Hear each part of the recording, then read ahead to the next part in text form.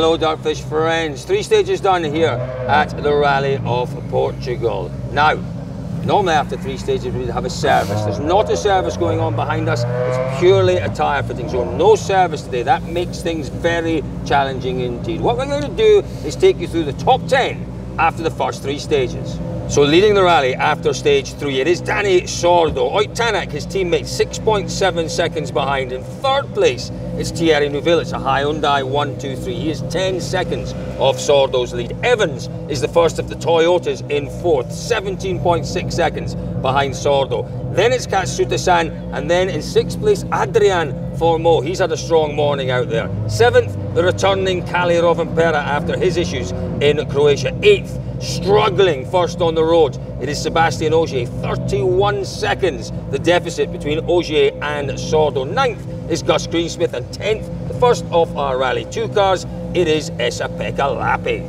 So David, it has been an interesting morning. We talked a lot before the event about the potential for weather, the difficult tyre choices that were perhaps going to be made. At the end of the day, it looks as if it was a straightforward tyre choice. I was just going to say that, Colin. You know, when you have all of the factory cars going out on the same tyre, it must have been a pretty straightforward one.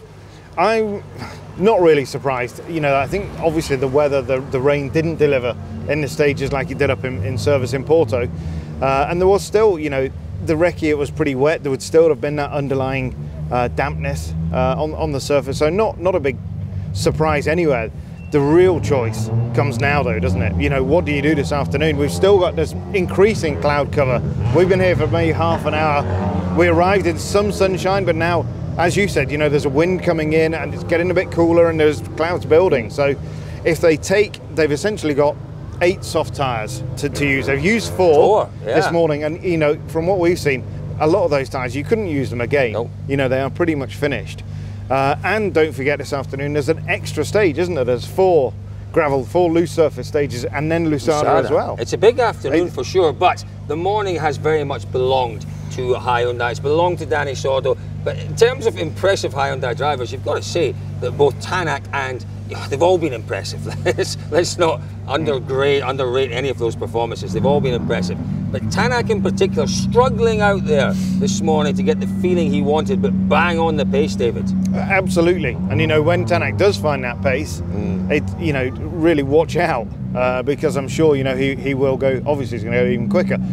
The issue that Tanak's got here is that he can't really do a lot with the car here, can he? You know, as you said, it's a tyre zone.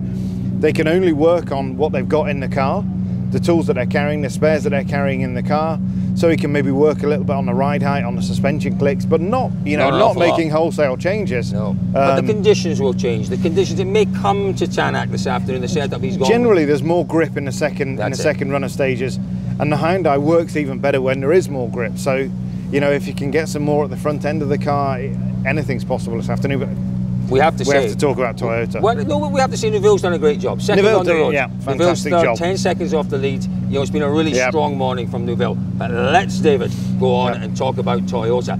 You know, geez, you know, they're their best performer out there this morning. Well, Elvin Evans has done okay, Takasan's done okay, but they do appear on the face of it, Toyota, to be struggling in these conditions. We don't say that often. We don't say that often, and definitely, you know, Ogier we kind of expected running first on the road. The road has cleaned a little bit, but there is an issue that all 3 of the factory cars, not Takasan, have talked a lot about the soft tyre moving around. We know that generally, inherently, the Yaris is a slightly softer car. Clearly, it's not working the soft tyre quite as well as the Hyundai is, and they're paying the price for that. Yeah. How much will that change this afternoon? It's hard to say, isn't it? You know, Ogier said after the last stage, it generally gets worse through the afternoon. So they could struggle. They could really struggle. Yeah. But let's talk about the M Sport cars. Now, you can see those M Sport cars looking really gorgeous out there on the stage this morning. Little bit of damage to Gus Greensmith's car. That was a puncture in stage 3. But listen, we have a really special offer for you. We have some wonderful limited edition M Sport DirtFish t-shirts. If you click the link up there, you can have a look at them. I'm getting one. David, are you getting one? Of course, Cole. I'll probably go a size up from you, but yeah, I'll get one. 1 or 2 sizes up. But let's talk about M Sport, David, because if we could just zip back, because there's one thing which I wanted to point out there. We talked to that about the Toyota maybe struggling this afternoon. It does depend, because you know, if they take the soft tyre, they're going to face similar challenge to this morning. But really, will they take that soft this afternoon? Because maybe the Toyota's going to work. I don't think they can. No, because we are. You know, the forecast changes quickly. Look, we're in the hills up here. We're close to the coast. But the rain is supposed to be coming. You told us definitely tomorrow. Yeah, definitely tomorrow. And the forecast that we've seen, that there is more rain coming tomorrow. If rain comes and you go into Faf without soft tyres, you're in a lot of trouble. Yeah. I'm looking at our producer. He's looking at his watch, David. I think Is he? he's kind of, yes, he is. Yes, he is. And we can't go without mentioning the M Sport cars. No, we can't. Wonderful t-shirts. Don't forget, wonderful t-shirts. Click that link again. We talked last night in the podcast about Formo, and you know, both of us said that we thought he would struggle to match the speed that he showed in Croatia. What do we know, Colin? What do we know? How fast No, what do we don't know anything. We know nothing. Nothing. Because look where he is. He's 6th. He's exactly where we said that he couldn't be. And he was 4th quickest in the third stage this morning. A great morning.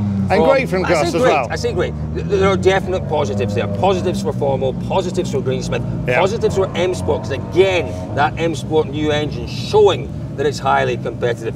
Folks, it has been a really interesting opening morning here. As David said, we actually have 5 stages before these cars and drivers get back to service this afternoon. Stick with us at dirtfish.com. If anything happens out in the stages, we'll be there.